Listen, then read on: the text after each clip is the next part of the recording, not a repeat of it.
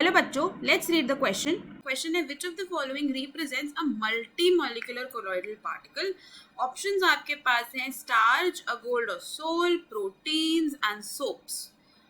तो अगर इस क्वेश्चन में हम बात करते हैं की कॉन्सेप्ट की, तो हमारा की कॉन्सेप्ट यहाँ पे होगा मल्टी मॉलिक्यूलर कोलॉइड्स. कि मल्टी मॉलिक्यूलर कोलॉइडल पार्टिकल्स या मल्टी मॉलिक्यूलर कोलॉइड्स क्या होते हैं. देखिए, जब large number of small particles, जब बहुत सारे छोटे छोटे पार्टिकल्स जो हैं,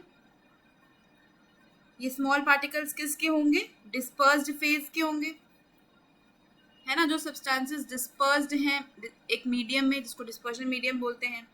तो जब large number of small particles जो डिस्पर्स्ड फेज के होते हैं, वो क्या करते हैं? एग्रीगेट करते हैं, मतलब मिल जाते हैं और मिल के एक लार्ज साइज मॉलिक्यूल बनाते हैं, है ना. मल्टी मीन्स बहुत सारे मिलके एक लार्ज साइज मॉलिक्यूल बना रहे हैं.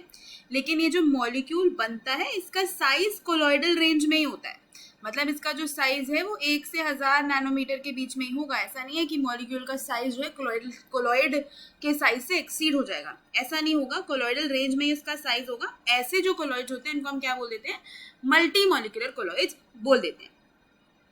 अब इसमें क्या होता है, यहाँ पे आपके जो एटम्स या आप कह लीजिए जो पार्टिकल्स होते हैं जो आपस में जुड़े हुए हैं, ये जुड़े होते हैं weak van der Waals forces से. तो इनके बीच में van der Waals forces exist करते हैं. अब इसका एक बहुत ही कॉमन एग्जाम्पल है गोल्ड सोल. गोल्ड सोल जो होते हैं, इसमें बहुत सारे गोल्ड के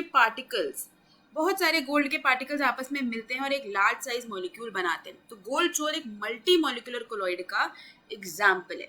तो जनरली आपके जो लायोफोबिक सोल्स होते हैं ना, लायोफोबिक सोल्स मतलब जो वाटर हेटिंग है, लिक्विड हेटिंग है, वो कैसे होते हैं? मल्टी मॉलिक्यूलर होते हैं. और जो आपके लायोफिलिक सोल्स होते हैं, मतलब जो वाटर लविंग या सॉल्वेंट लविंग होते हैं, वो जनरली मैक्रोमोलिक्यूलर होते हैं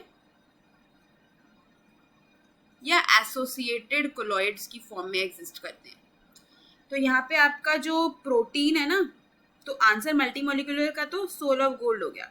तो आपका जो प्रोटीन है वो मैक्रोमोलिक्यूलर कोलॉइड बनाता है और सोप एसोसिएटेड कोलॉइड बनाता है. और स्टार्च की बात करें तो वो भी मैक्रोमोलिक्यूलर बनाता है. तो इसमें से जो आपका करेक्ट आंसर है ना इस क्वेश्चन का, अगर हम देखें इस क्वेश्चन का आंसर, तो वो हो जाएगा ऑप्शन बी, यानी कि a sol of gold is a multi molecular colloid. तो यही करेक्ट आंसर है. Hope you understood it well. Best of luck.